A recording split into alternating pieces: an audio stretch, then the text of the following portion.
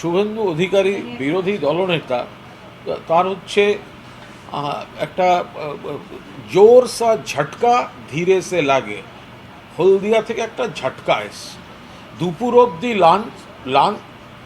লাঞ্চটাও একসঙ্গে, তারপরে হলদিয়ার বিজেপির বিধায়ক তিনি তৃণমূলে যোগদান করেছেন। এতে বিজেপির মুখ পুড়েছে, বিরোধী দলনেতার জেলাতে চূড়ান্ত অস্বস্তি তৈরি হয়েছে। ফলে তার থেকে নজর ঘোরাতে এখন নানা রকম কাণ্ড কারখানা তাকে করতে হবে। বিজেপির বিধায়ক সংখ্যা ছিল ৭৭, সেটা কমতে কমতে ৬৫-তে এসছে। আগামী কমাস পরে সেটা আরও এক ধাক্কায় অনেকটা কমে যাবে। তার জন্যই এই কখনো আমি বিদ্রোহ, বিক্ষোভ, অবস্থানে বসে যাব, হ্যান করব ত্যান করব, তো এইগুলো করবে নজর ঘোরাতে, ব্যর্থতা ঢাকতে।